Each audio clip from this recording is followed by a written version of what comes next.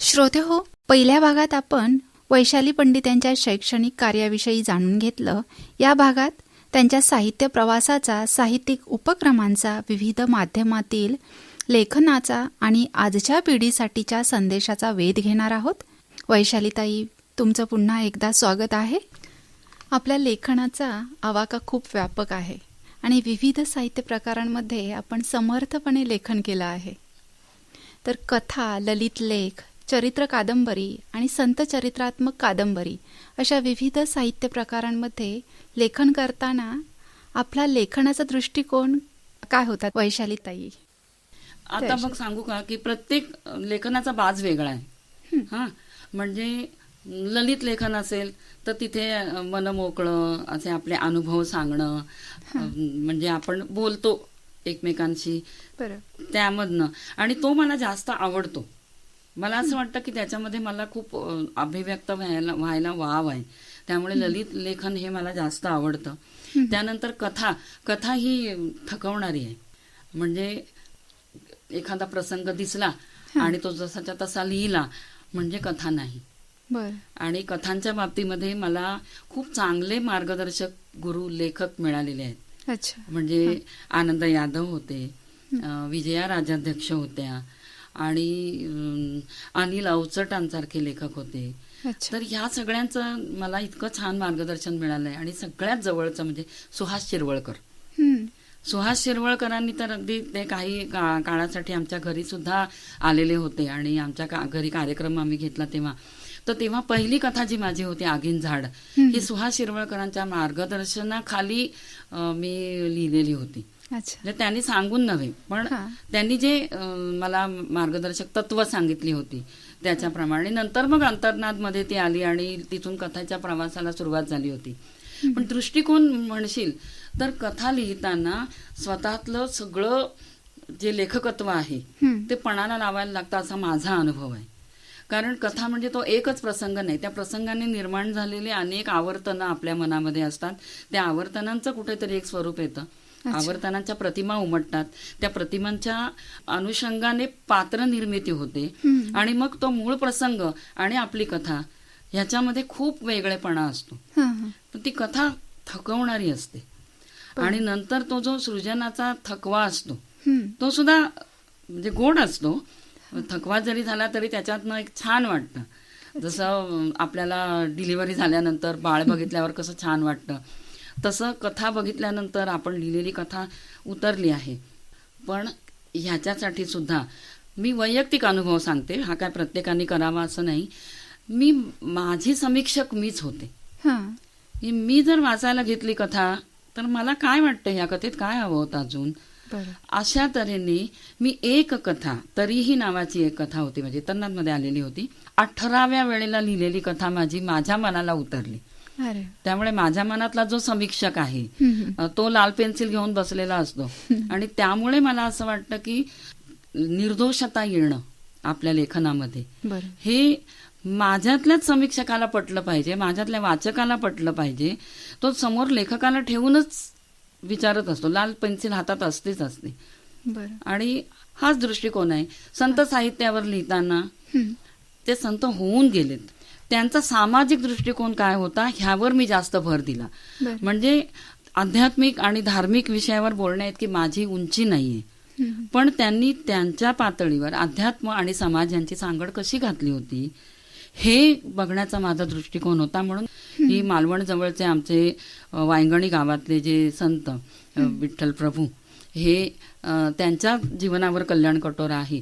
आणि गजानन महाराजांच्या जे गजानन विजय ग्रंथ, हा जो ग्रंथ आहे दासगणूंनी लिहिलेला, त्याच्यावरती साहित्यिक पारायण या दृष्टिकोनातून मी लिहिलेलं आहे. पारायण करणं म्हणजे वाचणं आणि नैवेद्य दाखवणं, आरती करणं. मला तो अपेक्षित नव्हता पारायण. मला पारायण दासगणूंचा जो ग्रंथ लिहिलेला आहे, दासगणूंची जी प्रतिभा आहे आणि गजानन महाराजांचं सामाजिक काम काय आहे त्यावर मला विचार करायचा होता. त्यावर मी लिहिलं. कारण 50 वर्ष मी हा ग्रंथ वाचते आहे, तरी सुद्धा मला तो शिळा वाटला नाही. पुन्हा वाचावं, 21 अध्याय झाल्यानंतर तो पुन्हा पहिल्यापासून वाचावा अशी एक आनंदोर्मी असते. मग ह्याच्या मागे काय कारण असेल फक्त गजानन महाराज का नाही, तर ते गजानन महाराज ज्यांनी आणले त्या दासगणू या कवीचा मला जास्त आदर वाटतो, बरोबर. की त्यांच्यामुळे कळले मला गजानन महाराज. मग त्यांनी वेगवेगळ्या उपमा वापरल्या आहेत, वेगवेगळे अलंकार वापरलेत आणि ओवी छंदात लिहिलेलं आहे. अच्छा. हा. तो दृष्टिकोन माझा त्याच्यात होता दोन्ही संतांच्या बाबतीमध्ये, की मला त्यांचं सामाजिक भान आणि त्यांचं आध्यात्मिक कार्य ह्यांची सांगड कशी घातली ते मला पाहायचं होतं. बरं, साहित्य निर्मिती बरोबरच साहित्य चळवळीतही आपला सक्रिय सहभाग राहिला आहे. वैशालीताई, तर कोकण मराठी साहित्य परिषदेच्या मालवण शाखेचे अध्यक्षपद सांभाळताना राबवलेल्या कोणत्या उपक्रमांचा विशेष अभिमान वाटतो?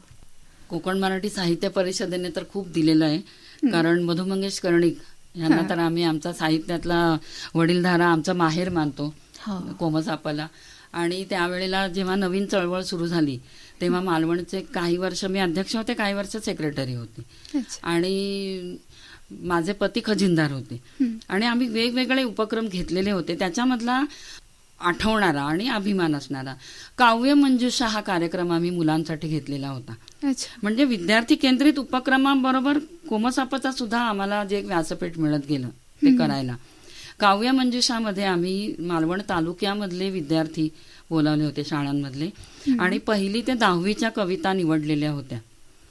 आणि मग प्रश्नमंजुषा जशा असतात तशा प्रश्नांच्या फेऱ्या घेतलेल्या होत्या. त्यामुळे काय झालं की 5वीच्या मुलांना सुद्धा 10वीच्या कविता वाचायला लागल्या होत्या आणि 10वीच्या मुलांना 1लीच्या वाचायला लागल्या होत्या. तर ते एक असा सुंदर उपक्रम झाला होता. आमचे आता दिवंगत साहित्यिक डॉक्टर विद्याधर करंदीकर कणकवलीचे हे त्याला अध्यक्ष म्हणून होते आणि तेही आमचे चांगले त्या काळामधले मार्गदर्शक होते कोकण मराठी साहित्य परिषदेच्या उपक्रमांमध्ये. तर त्यामुळे तो एक चांगला उपक्रम होता आमचा. आणि एरवी मग मुलाखती वगैरे हा होतच होत्या. जैन साहित्याबद्दल आम्ही चर्चा केली होती. जैन साहित्याची नुकतीच वाटचाल सुरू झालेली होती. जैन मराठी कथासंग्रह असे 3 भागात आलेले होते आणि महाराष्ट्रभरातले जैन लेखक मालवणमध्ये आलेले होते आणि त्यांच्या कथांवर चर्चा घेतली होती. तो एक वेगळा उपक्रम झालेला होता. असे 2 उपक्रम तरी मला आता असं वाटतंय की आम्ही त्या काळातले झालेले अभिमान वाटतो असे आहेत. पण नवोदित लेखिकांना व्यासपीठ उपलब्ध करून देण्याचं महत्वपूर्ण कार्य आपण केलं आहे. ऐलमा पैलमा अक्षर देवा सिंधुदुर्ग महिला साहित्य समूहाच्या स्थापनेमागील प्रेरणा काय होती आणि उपक्रमातून काय साध्य झालं ताई? हा एक अगदी माझ्या काळजाजवळचा प्रश्न आहे. कारण ऐलमा पैलमा अक्षर देवा हा जो समूह आहे तो आमचा सिंधुदुर्गामधला 30 जणी आम्ही आहोत. आणि लिहित्या हातांच्या वाचक आहेत आणि उत्तम जाणकार आहेत. त्यामुळे वेगवेगळ्या क्षेत्रातल्या त्या डॉक्टर आहेत, वकील आहेत, त्यानंतर आमच्या शिक्षिका आहेत, गृहिणी आहेत. तर ह्या सगळ्या ह्याच्यातल्या की नाही ह्यांना नवोदित लेखिकांना प्रोत्साहन म्हणून नव्हे तर आपण एकमेकींना ओळखूया, आपण एकमेकींचं वाचूया. कारण आपल्याच जिल्ह्यामधल्या आपल्याला माहिती नसतात. आज काय झालंय की व्यासपीठं भरपूर झालेली आहेत, माध्यमं भरपूर झालेली आहेत. त्यामुळे 11 वर्षांपूर्वी जेव्हा हा समूह स्थापन झाला त्यावेळेला हेतू हाच होता की आपण जमूया एकत्र महिन्यातनं एकदा आणि काय नवीन लिहिलं आहे ते वाचूया आणि त्याच्यावरती आपण रसग्रहण करूया. टीका करायची असेल तर तिथे टीकाही करूया, पण ती टीका सुद्धा व्यक्तीवरची टीका नाही, लेखनावरची टीका आहे. आणि टीका ही चांगल्या अर्थाने सुद्धा घेतली जाते. म्हणजे ज्ञानेश्वरांनी टीका लिहिली तर तशी टीका याचा अर्थच रसग्रहण आहे, त्याच्यावरचं आपलं मत व्यक्त करणं आहे. तर त्यामुळे तशा टीका करणं म्हणजे एखाद्याला सुधारणा सुद्धा त्याच्यामध्ये सुचवल्या जातात. आणि अटच ही आहे आमच्या समूहात येण्याची की तुमच्यावरती टीका केल्यानंतर तुम्ही चिडता कामा नये. बरोबर. म्हणजे आपल्या हे चांगल्यासाठी आहे हे मान्य असेल तरच आपण इथे यावं असं. तर त्याच्यानंतर खूप बदल आणि सगळ्या जणी तशा अगदी मोकळ्या मनाच्या आहेत, एकत्र भेटतो. आम्ही टॉनिक आहोत एकमेकींचं. इतक्या सुंदर तऱ्हेने आमचा एकमेकींची बॉन्डिंग आहे. जे सिंधुदुर्ग जिल्ह्यातल्या सगळे जे तालुके आहेत आपले तिथल्या वेगवेगळ्या लेखिका आहेत. आणि त्याच्यामधली एक आठवण म्हणजे 2 उपक्रम असे घेतले गेले होते की आमची एक अक्षर पाठवणी म्हणून आम्ही एक रुखवत तयार केलं होतं. म्हणजे आमच्यातलीच एक सखी आहे, तिच्या मुलीचं लग्न होतं आणि त्या मुलीने आईला सांगितलं होतं की रुखवतात मला तू पुस्तकं दे. अरे वा. हा.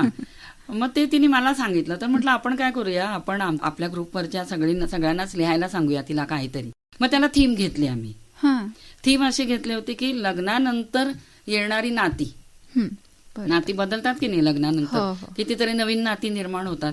मग त्या नात्यांची नववधूने कसं जमवून घ्यायचं, कसं त्या नात्यांना वाढवायचं, फुलवायचं. कारण नवरा सासू सासरे हे नाती असतातच, त्याच्याही पलीकडचे नाते असतात, हे सांगायचं होतं. तर आम्ही प्रत्येकीने विषय वाटून घेतलेला होता आणि इतकं सुंदर लिहिलं गेलेलं.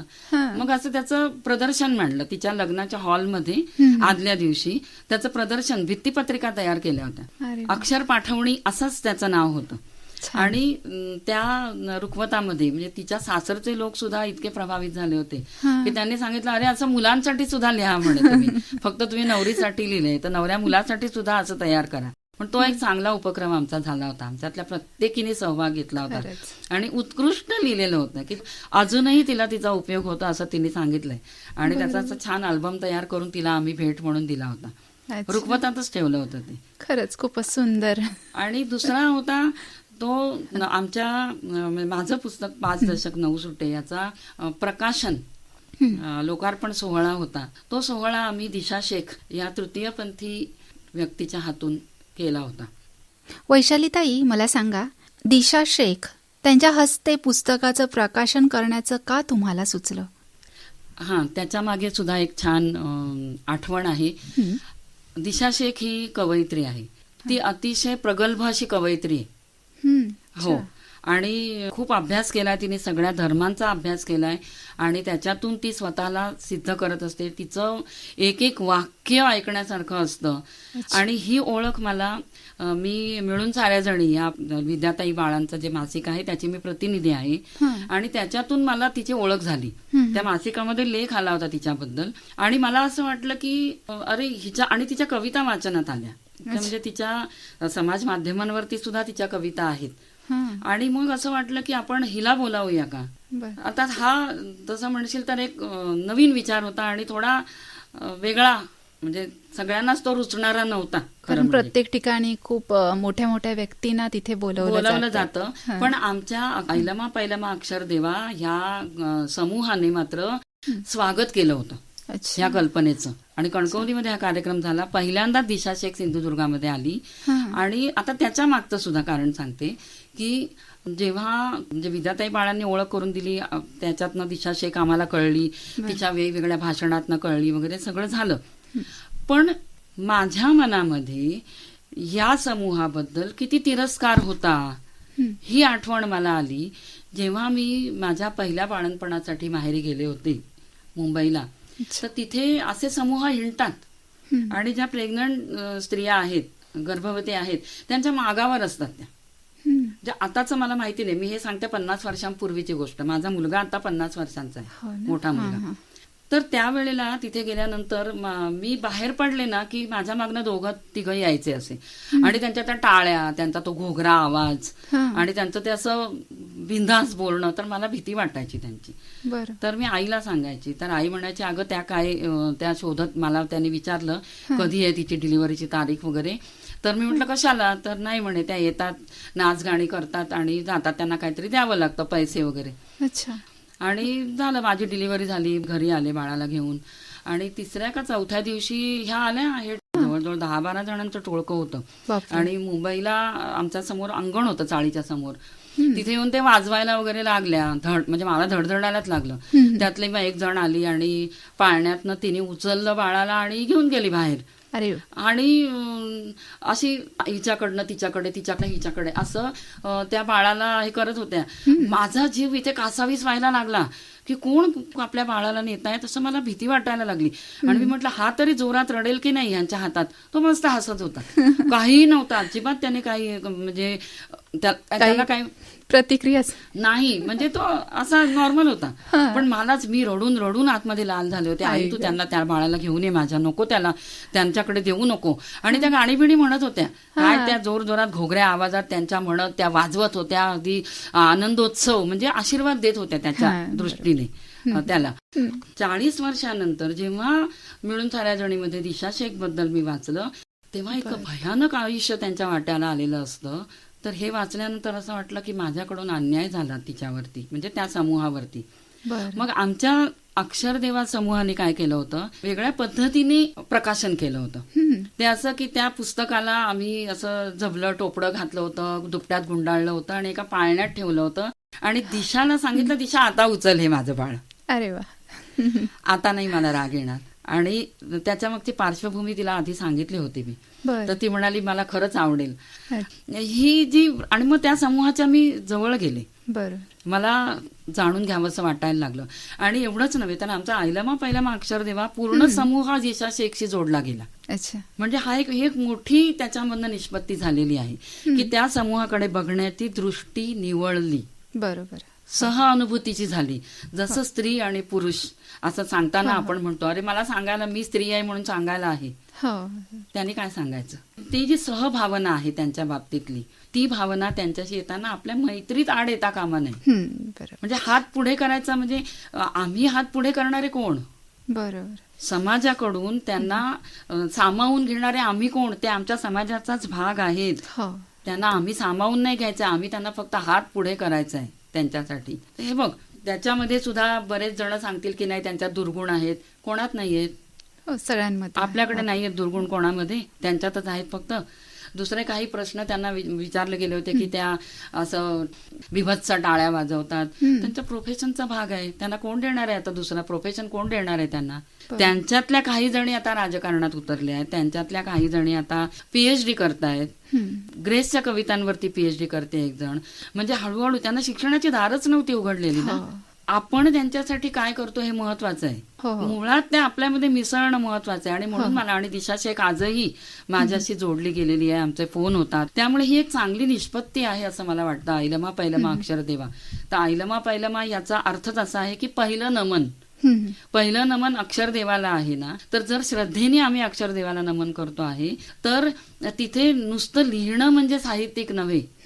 तुम्ही उतरवलं किती, तुम्ही तुमचे विचार कागदावर उतरवलेत का मनात उतरवलेत, हे याच्यातून निष्पन्न झालेलं आहे. बरं ताई, काळानुसार माध्यमे बदलली तशी वाचकांची अभिरुचीही बदलत गेली. हो ना.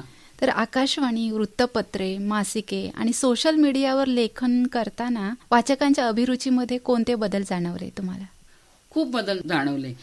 मोठं लेखन वाचण्याचा पेशन्स उरलेला नाही, किंवा त्याच्यामध्ये उतरून जे डोळसपणाने वाचलं पाहिजे, भर भर भर भर वाचायचं, इमोजी टाकायच्या, खूप छान म्हणायचं, झालं. म्हणजे नुसतं गिळायचं, समोर आलेलं बका बका गिळायचं, असा मला त्याचा जाणवतो वाचनाचा. काही जण सिरियस आहेतही, कारण समाज माध्यमांवर सुद्धा चांगले लिहिणारे लोक आहेत, त्यामुळे त्याचाही उपयोग, अर्थात मी करते त्याचा उपयोग. तर त्यामुळे असेही लोक आहेत. म्हणजे अगदीच काही वाया गेलंय सगळं असं म्हणण्याचं कारण नाहीये.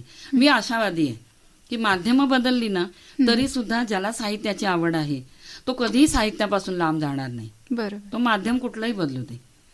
त्यामुळे हा जरी फरक झाला तरी पिढी नुरूप आहेच आहे की तो. प्रत्येक पिढी हा आरोप आधीच्या पिढीवर करते, नव्या पिढीवर करते, त्यामुळे ते होणारच आहे. बरं, शिक्षिका, साहित्यिक आणि सामाजिक कार्यकर्त्या या तिन्ही भूमिकांमधून आजच्या पिढीला काय सांगू शकाल ताई? हे अगं सांगण्या एवढं खरं म्हणजे मी काही फार मोठी अधिकारी व्यक्ती नाहीये, तरी सुद्धा शिक्षिका म्हणून असं मी सांगेन की शिक्षिका आहेत. वर्गात गेल्यानंतर जो शिक्षक तो स्वतः सुद्धा त्याने विद्यार्थी पण असावं, म्हणजे विद्यार्थ्यांकडून सुद्धा शिकता येतं. आणि विद्यार्थ्यांना शिकवायला जायचं आहे तर त्याची पूर्वतयारी आधी पूर्ण झाली पाहिजे. त्यांना आपल्याला काय द्यायचंय ह्याची पूर्ण जाणीव आपल्या मनात हवी, पूर्ण भान हवं आपल्याला, आणि मग त्यातली मजा अनुभवावी, काम म्हणून बघू नये त्याच्याकडे. आणि लेखकांच्या बाबतीत काय सांगणार हो, आता नाही आवडत कोणाला काही सांगितलेलं जास्ती, तरी पण एवढंच सांगेन की स्वतः लिहिलेलं, स्वतः वाचून स्वतःचं समाधान झालं तर ते चांगलं लेखन आहे. आणि मला काय, माझी सगळीच मुलं आवडतात, ते कसंही असलं तरी, पण मग ते कसंही या सदरात आपण बघतो का त्याच्याकडे, आपल्या लेखनाकडे, की कसदार बघतो. कसंही आणि कसदार यात फरक आहे, खूप फरक. मग तो स्वतःला ओळखता आला की झालं. मग आणखीन काय सांगायचं. तुम्ही जर इमोजींवरती, लाईक्सवरती किंवा असे जर प्रसन्न असाल तर तुम्ही तुमच्या योग्य ट्रॅकवर आहात. सगळ्यांनी तुमच्या ट्रॅकवर व्हावं असा तर काही आग्रह नाही ना. त्यामुळे चाललंय ते चालू दे सुखा समाधानाने. बरं, कार्यकर्त्या म्हणून काय, या भूमिकेमधून काय सांगू शकता? कार्यकर्ता याच्यामध्ये साहित्यिक क्षेत्रामध्ये कार्यकर्ता म्हणून कोमसापामध्ये काम केलेलं आहे किंवा ह्याच्यात सुद्धा आम्ही सगळ्या कार्यकर्त्या आहोत. जबाबदारी ओळखणं आणि उचलायला शिकणं आणि निभावणं हे महत्वाचं आहे. हा जर वेळ देता असेल तर कार्यकर्ता म्हणावं स्वतःला. कार्य करतो आहे, नुसताच कार्यकर्त्याचा बिल्ला नको लावायला. बरं, तर माझ्या जबाबदाऱ्या मी योग्य तऱ्हेने निभावतो याला सुद्धा म्हणजे हे भान सुद्धा असणं महत्वाचं आहे असं मला वाटतं. तर श्रोते हो, आजच्या या मनमोकळ्या संवादातून वैशाली पंडितताई यांच्या व्यक्तिमत्वाचे अनेक पैलू जाणून घेतले. शिक्षण क्षेत्रातील त्यांचे प्रयोगशील कार्य, विद्यार्थ्यांप्रती असलेली तळमळ, साहित्य निर्मितीची अखंड साधना आणि समाजाशी जोडलेली संवेदनशील नाळ यांचा परिचय आपल्याला झाला. लेखन हे केवळ अभिव्यक्तीचे माध्यम नसून समाज परिवर्तनाचे प्रभावी साधन आहे, याची प्रचिती त्यांच्या कार्यातून येते. नव्या पिढींमध्ये वाचन, लेखन आणि संवेदनशीलतेची जपणूक करण्यासाठी त्यांचे योगदान प्रेरणादायी आहे. तर ताई, तुम्ही आकाशवाणी सिंधुदुर्ग नगरी केंद्राच्या स्टुडिओमध्ये आलात त्याबद्दल श्रोत्यांतर्फे आणि आकाशवाणी सिंधुदुर्ग नगरी केंद्राच्या तर्फे तुमचे आभार आणि धन्यवाद. धन्यवाद.